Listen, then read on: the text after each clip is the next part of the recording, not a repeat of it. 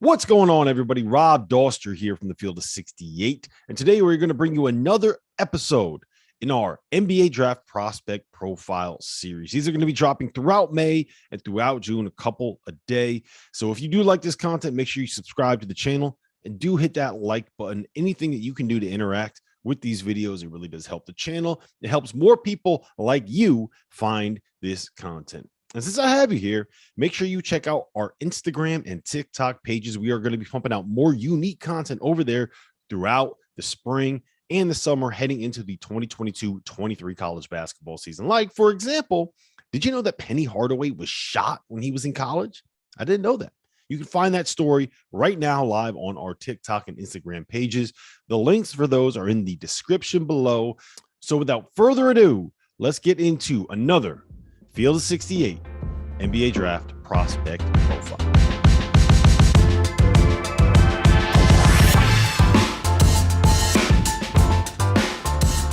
Welcome back to another edition of the Field of 68's 2022 NBA Draft Prospect Profiles. My name is Rob Doster. I have Jeff Goodman here with me today, and we are going to be talking about the guy that Jeff says is better than Zion Williamson. That's none other than Shaedon Sharpe, a 6'6", 200-pound wing that averaged exactly 0 points, 0 rebounds, 0 assists, shot 0% from the floor, 0% from three, and 0% from the free throw line as a freshman at Kentucky. That's right. He did not play. He is probably the most unknown prospect in this draft. I think he's fascinating. I think it's a fascinating story. I think he is a fascinating talent who could end up being the best player out of this draft. I don't think it's crazy to say that. Jeff, talk to me about your boy, Shaedon Sharpe. Yeah, I mean, he averaged 0 points and 0 rebounds. So did Zion Williamson this past year. So they had the same production. Listen, what Shaedon Sharpe is exactly what the NBA loves right now. He is a 6'5", long, athletic, tough, scoring wing who can make plays for himself and I think for others. You know, in the NBA, he's not a point guard, but he can play the point and initiate offense to me in the NBA because they don't come after you like they do in college. They're not going to pressure you on every possession. It's not how they play. Came from Canada, reclassed, went to Kentucky, enrolled in January, didn't play. We saw him at the PCM, and I absolutely fell in love with him. I did. He's not an elite shooter, but I think he can be a high 30s three-point shooter. The biggest question I have with Shaedon Sharpe is he a consistent killer? Is he going to come out there and compete every single game, every single play? That work ethic could be questionable at this point. We just don't know. We don't have enough information right now to be able to know. He was a guy that came out of nowhere. I don't think he was even ranked in the top 100, 2 years ago. And he finished as the #1 player in the country before he reclassified. But I do love him because he's so versatile, and I think he could score from all three levels, Rob, as a 6'5" athletic guard.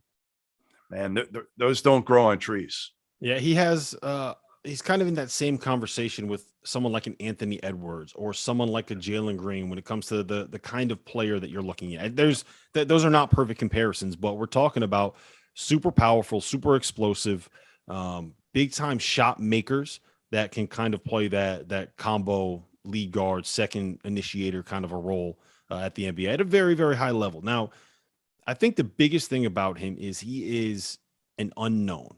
We've seen one summer of him playing at a high level of AAU when it was a COVID year, more or less, right? Like that's what we know about him when it comes to his ability playing at the highest level. We never saw him play in college. I don't know how many NBA scouts made it down to Kentucky to see him play in practice. I don't know if there's been any practice tape that has made it out from the University of Kentucky last year. So we don't have all that much film to watch on him. There's only so much you can glean from workouts. There's only so much that you can glean from bringing him in for a job interview if you're one of these NBA organizations. So it's very much a high risk, high reward pick in my mind. Now, I think that we talked about how much of a high risk, high reward kind of a pick Chet Holmgren is. I think it's a little bit different with Shaedon because I think you can assume the floor is higher, right? Because of his ability to score and the fact that he plays that position that so many teams covet. Does that make sense? Yes and no, because the questions aren't body and whether he's going to withstand it. The questions for Shaedon Sharpe are up here, right? Like Chet, the question isn't, again, the mental part of the game. We just don't know with Shaedon yet because it came from Canada. The only tape we've got is what you and I saw really at the Peach Jam, where he was dominant. He was probably the best player at Peach Jam, certainly the most talented that we saw. But again, it was Peach Jam. It's AAU basketball. I've seen some really dominant AAU basketball players do nothing in the NBA. So, listen, I love the kid's potential, but I do think it's a risk. But I think it's a risk worth taking as long as you do your research and your due diligence.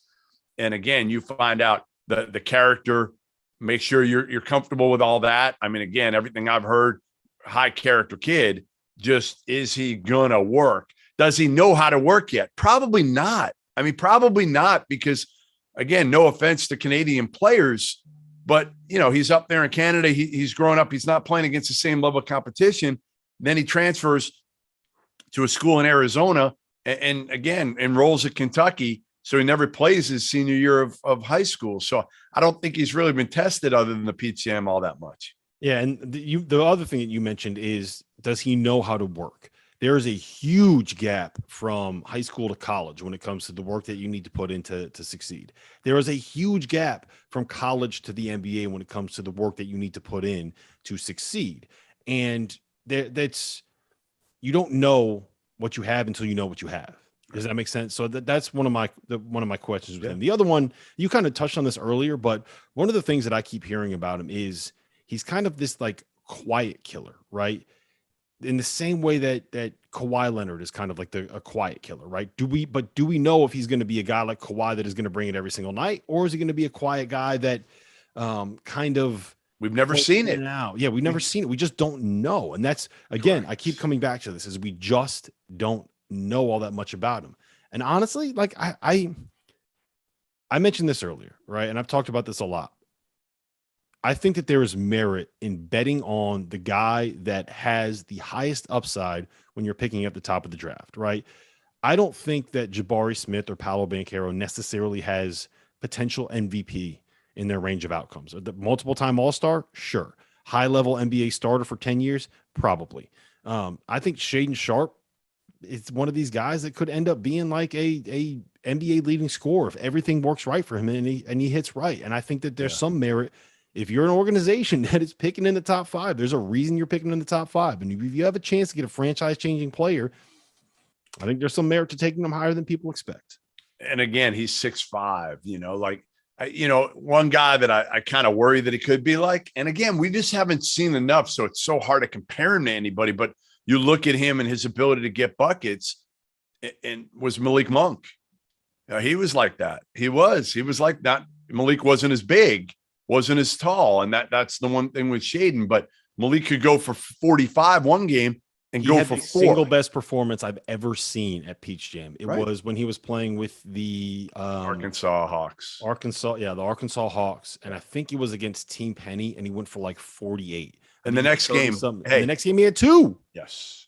And that's, we don't know with Shaedon Sharpe. I think, again, so much of it for Shaedon Sharpe is going to be what organization drafts him and how they nurture him and who they have around him. Like if he goes to like Miami, although Jimmy Butler might make him cry plenty early on, but like to go to an organization like that that's strong culturally, that would be great for him. If he goes to, Detroit, I don't know. I mean, how much confidence do you have that Detroit's going to be able to figure it out with him, or some of these teams that have lost a ton of, I don't know. Again, Shaedon Sharpe, to me though, I wouldn't let him get out of the top 5.